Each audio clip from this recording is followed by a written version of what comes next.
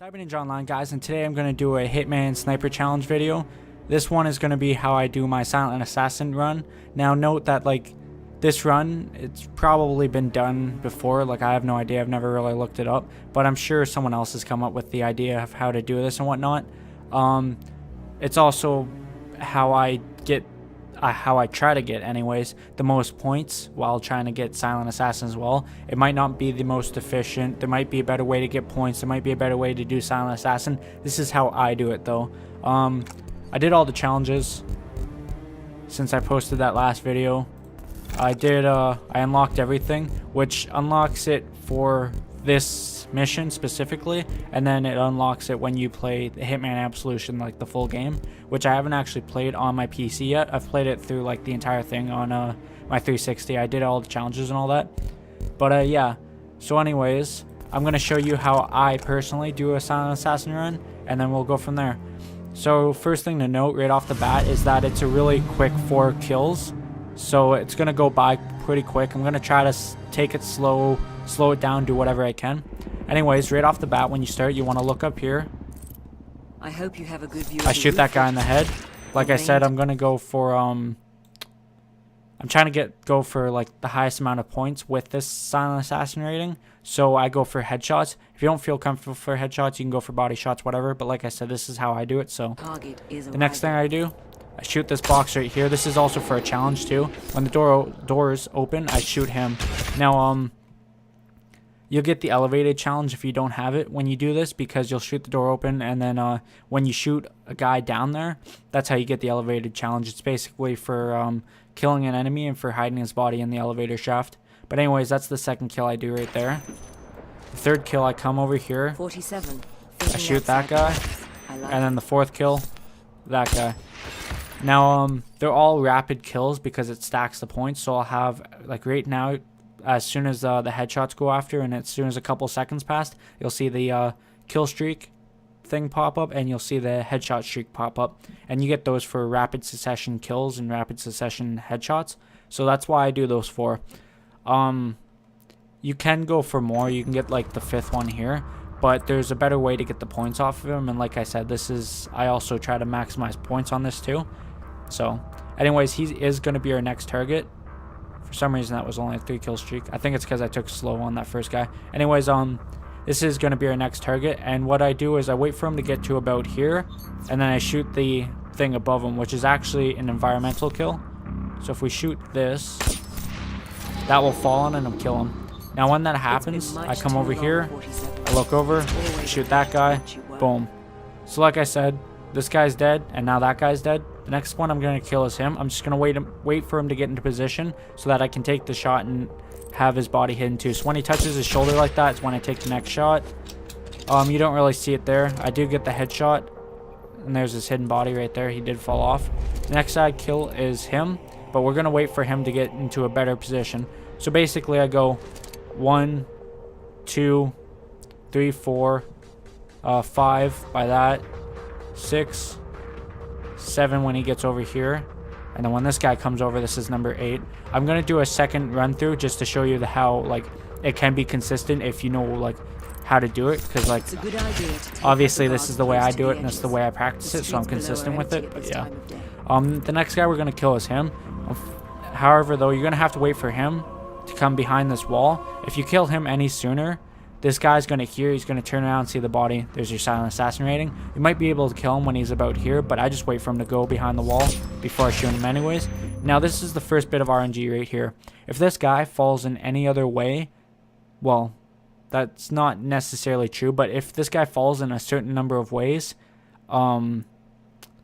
he can be seen by another enemy on the level, and they'll point the enemy out later.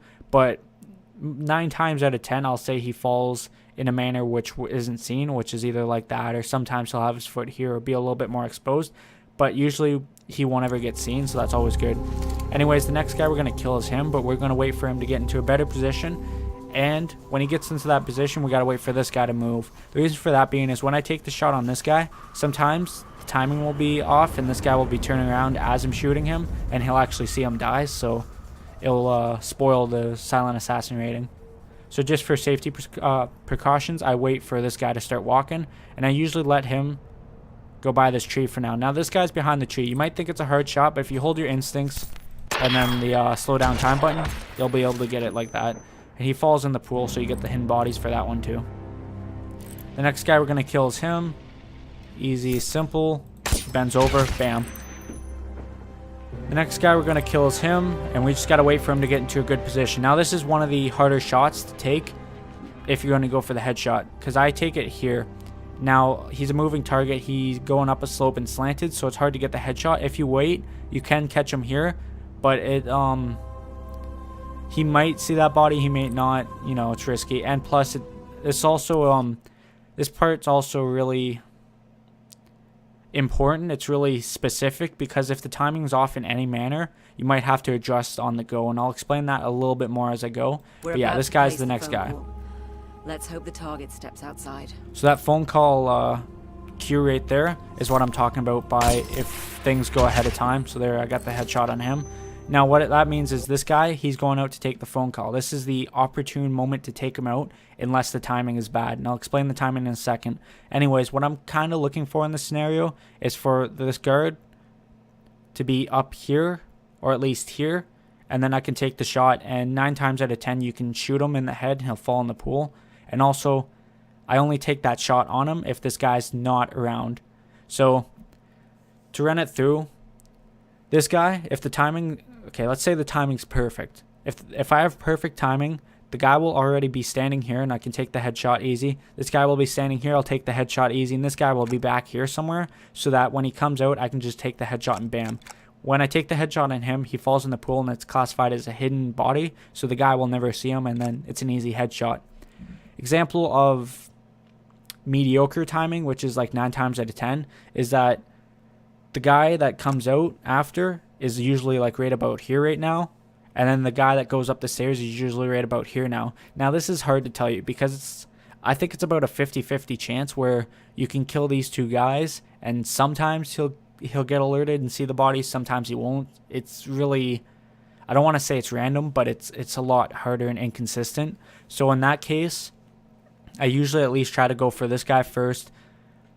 I'll try to take the double shot here, which you might see in a second once I find out the timing. If not, then I'll kill the guard out here and I'll wait for the main target to go on his balcony. The ideal of poor timing would be if he comes out and then I don't really know how to phrase it. Poor timing would be like if this guy is like right here, his other guard's right here, and he's here, because then it's risky. It's kind of like the mediocre timing. Anyway, so I'm gonna click into the game, and I'm gonna find out where the enemies are. If the one guard is like right here on the stairs, then I might take him out, take him out, take him out. If this guy's closer, then I'll have to play it by just play it by how I see it. So I look, and this is actually decent enough timing, so I'm gonna shoot him in the head real quick. I accidentally scoped out, so this might not work. That's your main I'm gonna shoot him in the head. Strong. I don't think I got the hidden body on that shit. That's okay though. So this is the last guy I'm gonna have to kill. I'm gonna try for a headshot. I might fuck it up because it's kind of a harder shot to hit, especially because I don't want him seeing the body, so I have to shoot him relatively fast. But like I said, I'll try to take it.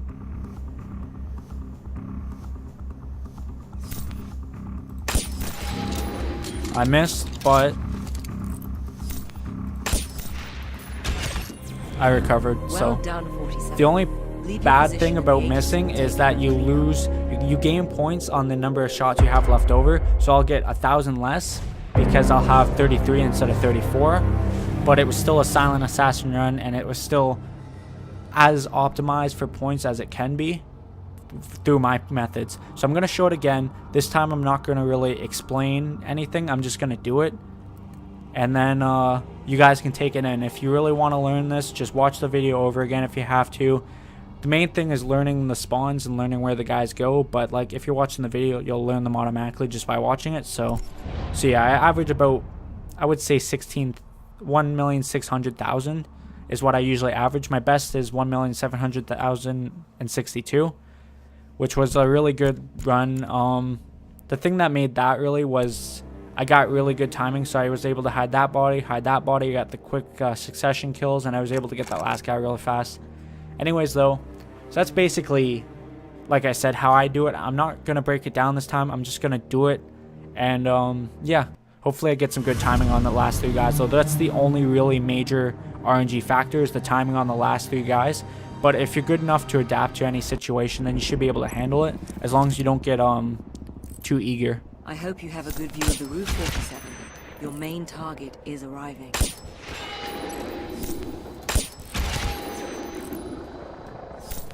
"47, thinking outside the box. I like it." So those are the 4 quick succession kills I usually take. They should stack so that you get the 4 kill streak, the 4 headshot streak. Yeah, there we go. Last time, I think I took too long on the first guy. That's the only reason I didn't get it, but... So now I just wait for this guy. Like I said, I wait for him to get about here at the pillar, and then I shoot that. And when he's about here in the pillar, it's always a guaranteed kill. So that's why I wait for him to be about there. So it gets about there. I shoot it, and that's why I don't even look to just make sure he died. I just automatically come over here, so I can try to get the kill streak off of that guy too. You'll see the kill streak pop up like a couple seconds from now. I could kill him, but I think you get more points waiting for him to come here than you do if you try to get the kill streak / headshot streak, so. And then we get a little bit of a break because I have to wait for this guy, so. And you can do this without any of the upgrades. You can do this like solely from the base too. You just kind of have to reload at like different times, obviously, and make sure you have enough ammo for certain situations. So this base sniper has 5 shots, so 1, 2, 3, 4, 5, and then obviously you'd automatically reload.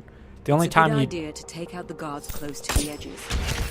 The only time you should have to reload would be 1, 2, 3, 4, 5. No, you really don't have to worry about reloads that much, I don't think.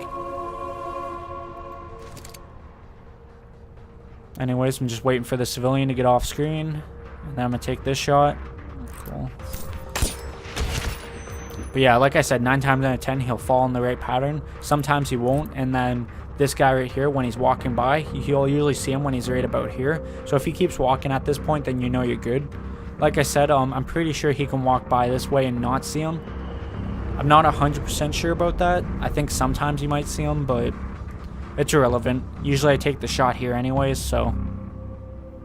Worst case scenario, you'll fuck up your shot and he'll either stop or you'll hit him in the body.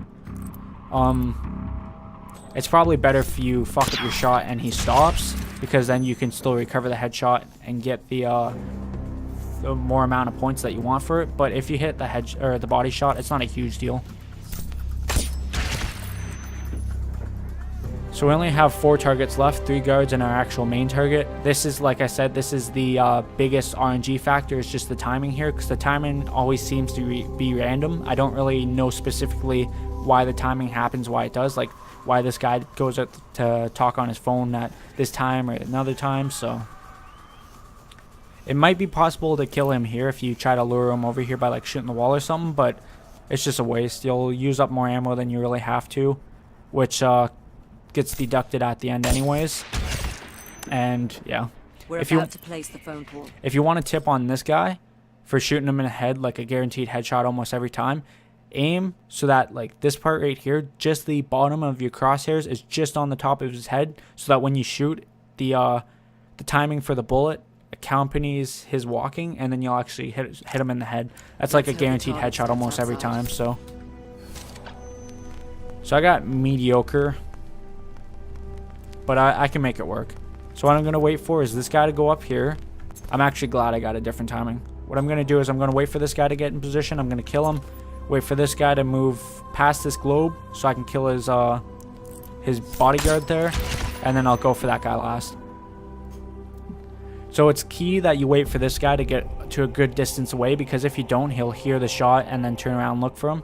So once he's by the globe is a visual indicator for me. So that's when I take the shot on him. And then I just wait for this guy to stand still. You can take the shot whenever you want, but just to make sure I hit the head, I just wait for him to stand still. But there you go.